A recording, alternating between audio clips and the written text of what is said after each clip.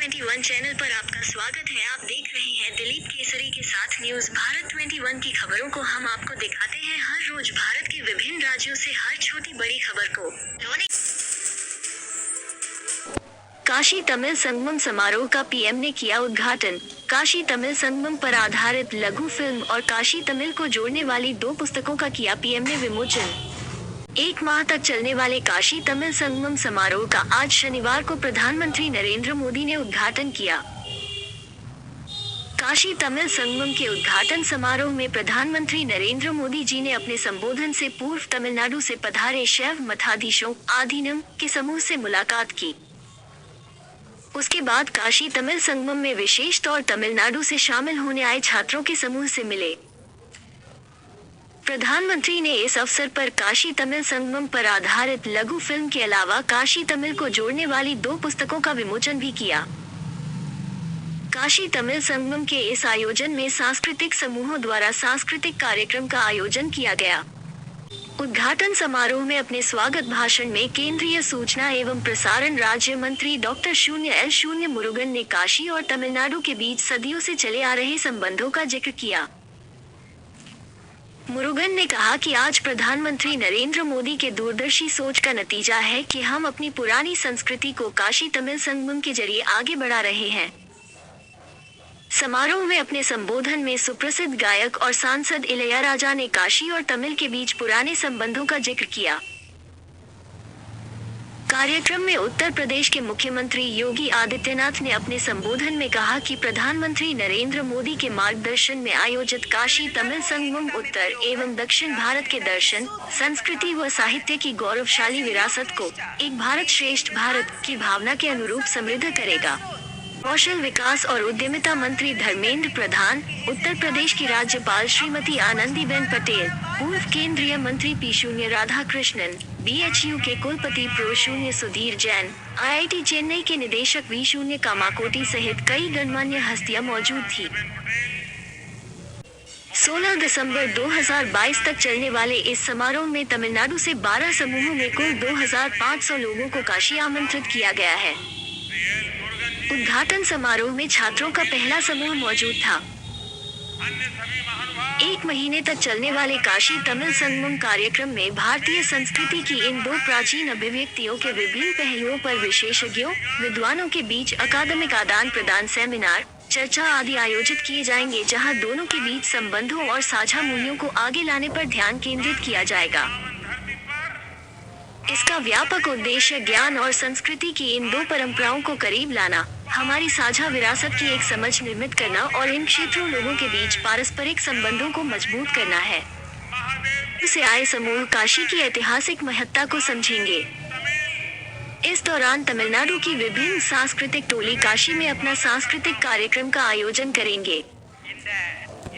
एक भारत श्रेष्ठ भारत की समग्र रूपरेखा और भावना के तहत आयोजित होने वाला ये संगमम प्राचीन भारत और समकालीन एकता को मजबूत करेगा। काशी तमिल संगमम ज्ञान के विभिन्न पहलुओं, साहित्य, प्राचीन ग्रंथों, दर्शन, आध्यात्मिकता, संगीत, नृत्य, नाटक, योग, आयुर्वेद, हथकरघा, हस्तशिल्प के साथ साथ आधुनिक नवाचार, व्यापारिक आदान प्रदान, एजुटेक एवं अगली पीढ़ी की अन्य प्रौद्योगिकी आदि जैसे विषयों पर केंद्रित होगा। इन विषयों पर विचार गोष्ठी, चर्चा, व्याख्यान, कार्यशाला आदि आयोजित किए जाएंगे, जिसके लिए संबंधित विषयों के विशेषज्ञों को आमंत्रित किया जाएगा। यह आयोजन छात्रों, विद्वानों, शिक्षाविदों, पेशेवरों आदि के लिए भारतीय ज्ञान प्रणाली, शिक्षा एवं प्रशिक्षण से संबंधित कार्य प्रणालियों, कला एवं संस्कृति, भाषा, साहित्य आदि से जुड़े विभिन्न पहलुओं के बारे में सीखने का एक अनूठा अनुभव होगा। इसे सुनिश्चित करने के लिए ये प्रस्ताव किया गया है कि विशेषज्ञों के अलावा तमिलनाडु के विभिन्न हिस्सों से विभिन्न समूहों के आम साधकों को वाराणसी और इसके आसपास के क्षेत्र की 8 दिवसीय यात्रा के लिए लाया जाए। इन चर्चाओं का लाभ ज्ञान के क्षेत्रों से जुड़े वास्तविक साधकों को मिलना चाहिए। इसे सुनिश्चित करने के लिए ये प्रस्ताव किया गया है कि विशेषज्ञों के अलावा तमिलनाडु के विभिन्न हिस्सों से विभिन्न समूहों के आम साधकों को वाराणसी और इसके आसपास के क्षेत्र की 8 दिवसीय यात्रा के लिए लाया जाए। संभावित तौर पर छात्रों, शिक्षकों, साहित्यकारों, लेखकों, कवियों, प्रकाशकों, सांस्कृतिक विशेषज्ञों, पेशेवरों, कला, संगीत, नृत्य, नाटक, लोक कला, योग, आयुर्वेद, उद्यमियों, एसएमई, स्टार्टअप, व्यवसाय, सामुदायिक व्यवसाय समूह, होटल व्यवसाय, कारीगर, विरासत संबंधी विशेषज्ञ, पुरातत्वविद, टूर गाइड, ब्लॉगर आदि, आध्यात्मिक, ग्रामीण, विभिन्न संप्रदाय से जुड़े संगठन सहित 12 ऐसे समूहों की पहचान की गई है।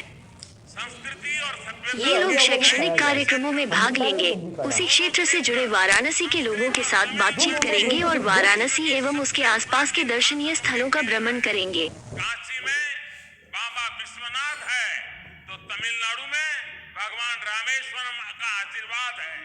काशी और तमिलनाडु दोनों शिवमय है, दोनों शक्तिमय है। एक स्वयं में काशी है तो तमिलनाडु में दक्षिण काशी है। काशी कांची के रूप में दोनों की सप्तपुरियों में अपनी महत्ता है। காசியும் தமிழ்நாடும் இரண்டுமே தன்னுடைய கலாச்சாரத்தில் சிறந்து விளங்குகிறது. இரண்டு இடங்களும் வடமொழி சமஸ்கிருதம், தமிழ் இரண்டு மொழிகளிலும் சிறந்து விளங்குகிறது. விஸ்வநாத்தும் ராமேஸ்வரத்தினுடைய ராமேஸ்வரரும் பெருமை சேர்க்கிறார்கள். காசி, தமிழ்நாடு இரண்டும் சிவமயமானது, சக்திமயமானது. और तमिलनाडु दोनों संगीत, साहित्य और कला के अद्भुत स्रोत भी है। काशी का तबला और तमिलनाडु का तन्नुमाई। काशी में बनारसी साड़ी मिलेगी तो तमिलनाडु का कांजीवरम सिल्क पूरी दुनिया में फेमस है। காசி, தமிழ்நாடு பண்பாடு ஆகியவற்றில் சிறந்து விளங்குகின்றன. காசியிலே தபேலா என்றால் தமிழகத்திலே தன்னுமை சிறந்து விளங்குகிறது. काशिயிலே काशीपट्टु சிறந்தது. भारतीय अध्यात्म के सबसे महान आचार्यों की जन्मभूमि और कर्मभूमि है। काशी भक्त तुलसी की धरती तो तमिलनाडु संत तिरुवल्लुवर की भक्ति भूमि। आप जीवन के हर क्षेत्र में, लाइफ के हर डायमेंशन में काशी और तमिलनाडु के अलग अलग रंगों में इस एक जैसी ऊर्जा के दर्शन कर सकते हैं। காஞ்சியும் தமிழ்நாடும் பல்வேறு विरासत को मजबूत करना था, इस देश का एकता सूत्र बनाना था, लेकिन दुर्भाग्य से इसके लिए बहुत प्रयास नहीं किए गए। काशी तमिल संगमम आज इस संकल्प के लिए एक प्लेटफॉर्म बनेगा। ये हमें हमारे इस कर्तव्यों का बोध कराएगा और राष्ट्रीय एकता को मजबूत करने के लिए ऊर्जा देगा। சுதந்திரம் அடைந்த பிறகு कितने ही उदाहरण देख सकते हैं। பாரதத்தின் பழம் பெருமையை, பழைய கால வளர்ச்சியை நாம் இன்று பார்க்கிறோம். உலகத்தில் உள்ள பல நாடுகள் தங்களிடம் உள்ள பழமையான சில செய்திகளை உலகிற்கு வெளிச்சம் போட்டு காட்டுகின்றன. எடுத்துக்காட்டாக